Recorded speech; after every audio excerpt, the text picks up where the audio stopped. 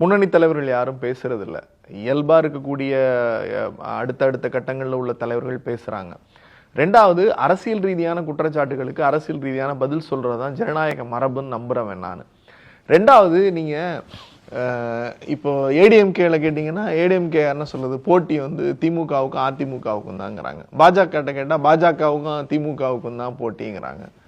விஜய்கிட்ட கேட்டா எனக்கும் அவங்களுக்கு தான் போட்டிங்கிறாரு. சீமான்கிட்ட கேட்டா எனக்கும் திமுகவுக்கும் தான் போட்டிங்கிறாரு. அப்ப இங்க திமுகங்கிறது ஒரு பெரிய பலம் வாய்ந்த இயக்கம், எல்லாருக்கும் எதிரியா இருக்கிற இயக்கம்.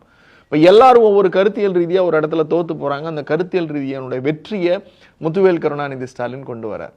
அப்ப ஒரு மாநில, நான் திரும்பவும் சொல்றேன் சார், நீங்க இந்த திருப்பரங்குன்றம் மலை விவகாரத்துல வேற எந்த முதலமைச்சரும் இவ்வளவு துணிச்சலான ஒரு முடிவையோ அல்லது தைரியமான செயல்பாட்டையோ செஞ்சிருக்க முடியாது. வேற எந்த முதல்வரும். கோர்ட்டு போட்டுருச்சு, சிஎஸ்எஃப்ஐ நீங்க அனுப்புறீங்க, என்ன முடிவு எடுப்பீங்க? என்ன முடிவு எடுப்பீங்க? இங்க பாதுகாக்க வேண்டியது என்னுடைய உரிமை, மாநில சுயாட்சி, என்னுடைய உரிமை.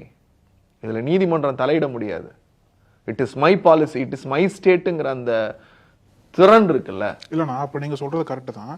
அப்போ நீதிபதி சுவாமிநாதன் உத்தரவு போடும்போதே அந்த ஆர்குமெண்ட் பண்ணியிருப்பாங்கல்ல, அப்போவே வந்து தமிழக அரசு ஸ்ட்ராங்காக வச்சுருந்தாங்க அப்படின்னா உத்தரவு கொடுத்துருப்பாருன்னு பார்க்குறீங்களா? நாம் அதை தான் திரும்ப திரும்ப சொல்கிறோம். ஜிஆர் சாமிநாதனுடைய மனநிலை என்னங்கிறத சொல்கிறோம். அதான் வேணுகோபால் சொன்னதுக்கும் அதுக்கு மேலே சார், நான் அதில் ஒரு புரிதல் உங்களுக்கு சொல்லிடுறேன். முதல் ஜிஆர் சாமிநாதன் போட்ட தீர்ப்பு செல்லாதுங்கிறதுக்கான ஒரே ஒரு நோக்கம், ஒரு வழக்கறிஞரா ஒரு தனி நீதிபதி விசாரிக்கிறார், தனி நீதிபதிக்கு மேல அமர்வு விசாரிக்குது. இந்த 2 பேர் விசாரிச்சதுக்கு அப்புறம் அந்த வழக்கை வேற யாரும் விசாரிக்கணும்னா உச்சநீதிமன்றம் தான் போகணும்.